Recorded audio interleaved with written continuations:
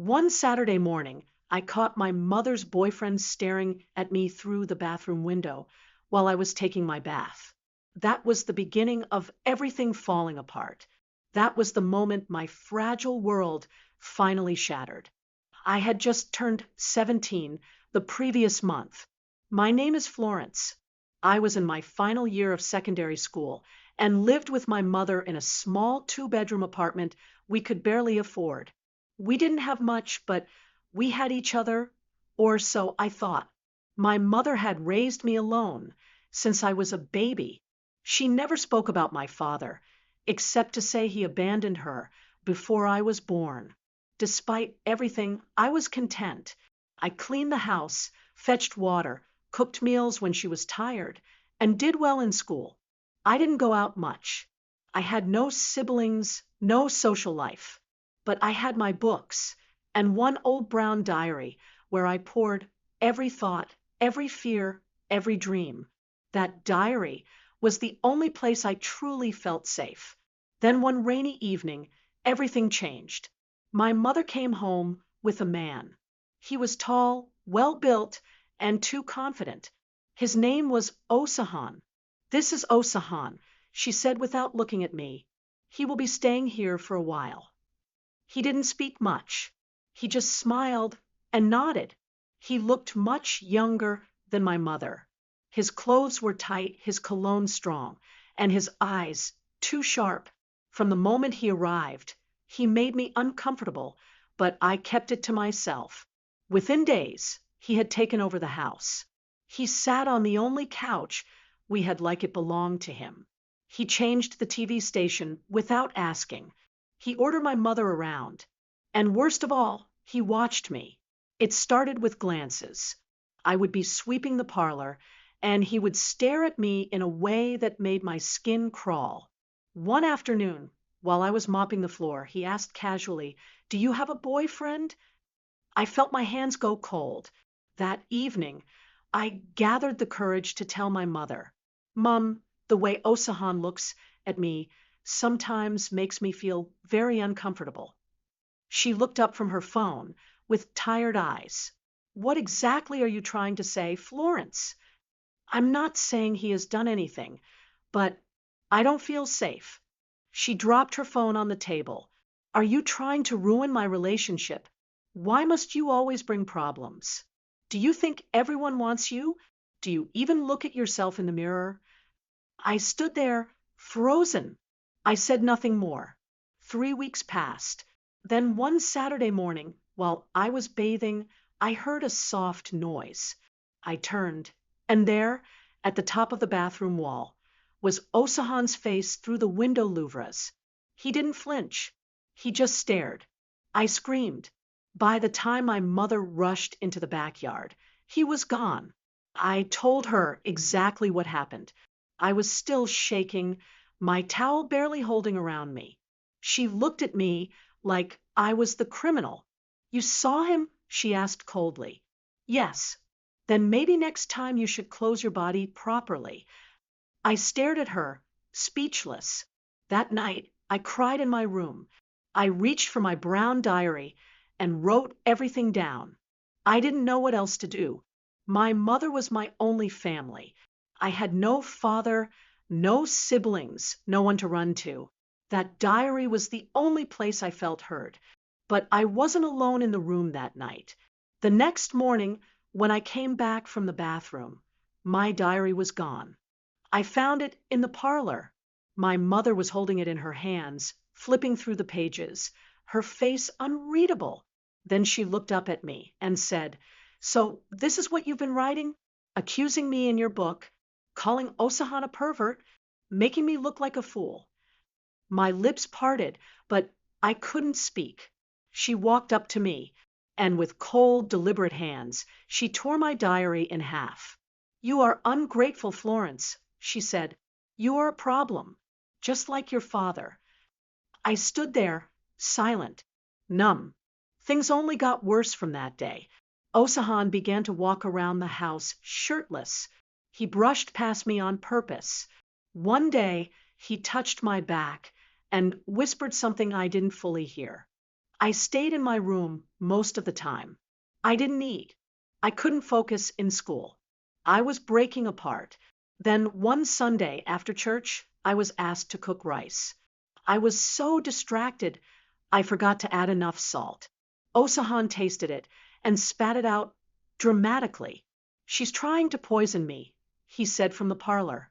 I thought it was a joke until my mother stood up, walked into the kitchen, and said coldly, "Pack your things. Mum, pack your things and leave my house." "Where will I go?" I asked, my voice trembling. She didn't answer. She just turned and walked out. And so I left, with no shoes, no direction, just my school uniform, a plastic bag with 2 blouses, my chemistry notebook, and half of my torn diary. I walked until the sun went down, and then I found an empty veranda near a mechanic shop. I sat on the cold floor and wept. Everything I had, everything I believed in, had disappeared in one weekend. I didn't sleep that night. I sat against a concrete pillar beside a mechanic's shed, clutching my plastic bag like it contained gold. The cold from the floor crept into my bones. Every time a car passed, I flinched. Every cough, every creak of metal from nearby scraps made me curl tighter. By morning, my body ached. My uniform was crumpled and damp with dew. I hadn't eaten since the previous morning, and my head throbbed. But what hurt most wasn't hunger or fear. It was shame. I had no one. No, and I could call. No cousin waiting somewhere. I thought about going to church, but I knew the questions would start the moment I walked in, looking the way I did. Then I remembered Nkechi, my best friend from school. She had once told me, "Florence, if anything ever happens, my door is open." At the time, I thought it was just something people said. But that morning, I had no other option. I arrived at Nkechi's house just before noon. Her mother opened the door. I expected her to chase me away, but she just stared. She took one look at my face, sunken, pale, ashamed, and called out, "Nkechi, come and see your friend." Nkechi came running down the stairs and gasped, "Florence."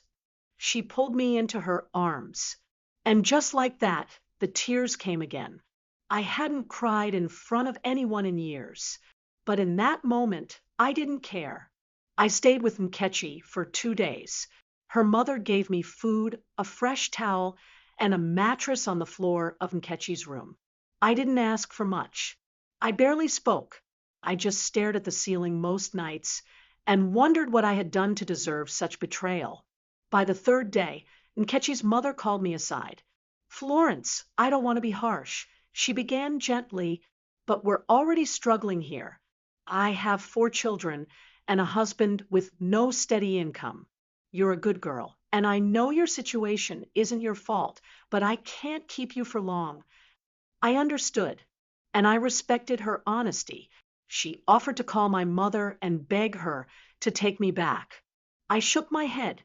"No, ma, I can't go back there." She paused, then asked, "Do you have any other relatives?" That's when I remembered Auntie Bimbo. Auntie Bimbo was my mother's older sister.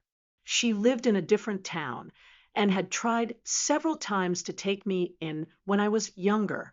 But my mother always refused, saying I was her only child and she wouldn't let anyone snatch me away. I hadn't spoken to her in years, but I remembered her number. I had written it once in the back of my diary before it was torn apart. Luckily, I still had that half. When I called, she picked on the second ring. "Hello." My voice shook. "Auntie, it's Florence." There was silence. Then, "Florence, is everything all right?" That's when I broke down. In broken pieces, I told her everything. She didn't ask too many questions. She didn't say, "I told your mother not to bring that man into her home." She didn't say, "Why didn't you call me earlier?" She just said, "Send me the address. I'm coming for you." By evening, she arrived in a taxi. She looked older than I remembered, but her presence was strong, like a storm wrapped in calm. She thanked Nkechi's mother, hugged me tightly, and helped me into the car. We didn't talk much during the ride, but I felt safe. For the first time in weeks, I felt safe. When we arrived at her house, she took me straight to the guest room. It had a bed, curtains, a wardrobe, and even a small table fan. That night, she brought me warm food, real food, not leftovers, not scraps. After I ate, she sat by my bed. "Florence," she said, "you are not a mistake. You did not deserve what happened. And no matter what your mother said to you, you are not the problem. Do you understand me?" I nodded. Tears spilled again. But they were different this time. They weren't tears of fear. They were tears of healing.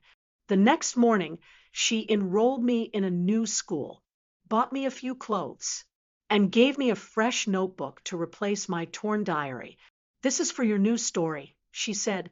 "Not the one your mother wrote for you, the one you write for yourself." I smiled for the first time in weeks. But even with the new beginning, the wound was still fresh. There were nights I woke up from nightmares, my mother's voice shouting at me, Osahan's eyes peering through windows, my diary being torn. There were moments I saw mothers walking with their daughters and had to look away. The pain didn't disappear, but I was finally somewhere I could breathe. It was a Wednesday afternoon, exactly 3 months after I moved in with Auntie Bimbo, when the past found its way back to me. I was seated at the dining table doing my literature assignment when I heard her voice. It was faint at first, muffled through the curtains and the closed gate, but I knew that voice. I froze. The pen slipped from my fingers. She was outside. My mother. Auntie Bimbo opened the front door before I could move. She stepped out into the compound, leaving the door slightly ajar. I crept closer and stood behind the curtain. "Mummy, please, I just want to talk to her." Those words pierced through me like a blade. For 3 months, she hadn't called. For 3 months, she hadn't checked on me. Not even one message, not one apology. Now, she wanted to talk. Auntie Bimbo didn't raise her voice. She never did. "Angela, you did not come here because you miss your daughter. You came because Osahan left you." I gasped silently behind the curtain. "She was alone? Please, Bimbo." "I made a mistake," my mother said, her voice breaking. "I allowed the wrong person into our lives." "I know, but she's still my child." Auntie Bimbo's tone didn't change. "Your child? The one you threw out? The one you said was seducing your boyfriend?" There was silence. Then my mother started to cry. Not the loud, dramatic sobs I remembered. This time it was quiet, broken, real. I stepped outside. She looked up, and for the first time in my life, I saw my mother not as a strong, angry woman, but as someone small and tired. Her eyes were swollen. Her blouse was wrinkled. The spark that Osahan once lit in her had gone out completely. "Florence," she said, "please." I stood there, unsure of what to say. The woman who gave birth to me, the woman who once tore my diary and told me I was nothing. She now stood shaking at the edge of my new life. "I don't hate you," I said softly. She blinked. "I never did, not even when you threw me out." She covered her mouth and turned away. "But I can't come back," I added, "because I'm finally learning to breathe, and because I've stopped apologizing for simply existing." Tears streamed down her face. Auntie Bimbo stepped in gently. "Angela, if you want to build anything with your daughter, it won't start with Florence leaving here. It will start with you taking responsibility for what you destroyed." She nodded. She turned to me again. "I don't deserve your forgiveness," she whispered, "but I'm asking for it." I said nothing, but I didn't shut the door on her. Days passed. She called Auntie Bimbo once or twice. She didn't beg anymore. She just said she was going for counseling at church. that she was learning to work as a cleaner at a school nearby, that she was trying. I didn't trust her yet, but I didn't hate her either. Hate was heavy, and I had carried it long enough. One Sunday afternoon, I wrote in my new diary, I'm learning to live without her, but I'm also learning that pain doesn't make me weak. It makes me real. I closed the diary and smiled. It was the day of our school's valedictory service. I stood in front of my class, trembling slightly, holding a folded piece of paper in my hand. The principal had announced that I'd been selected to give the farewell speech on behalf of the graduating students. I looked into the crowd and saw familiar faces, teachers, students, parents. And then I saw her, standing at the back. My mother. Her head was lowered. She clutched her handbag tightly. Her clothes were simple, clean. Her eyes, when they finally met mine, were moist. She had come. That moment held more weight than the entire speech I was about to deliver. I was no longer the girl she had thrown out. I was now Florence, the girl who had been crushed but did not break.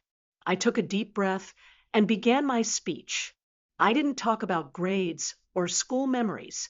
I spoke about resilience, about how sometimes life hands you pain before it hands you purpose. I spoke about forgiveness and about the courage it takes to let go of bitterness. I didn't mention her name, but I knew she felt it. Every word. Tears streamed down her face. Mine too. After the ceremony, I stepped out with my certificate and a small award for most outstanding student. Students gathered to take pictures. Teachers shook my hand.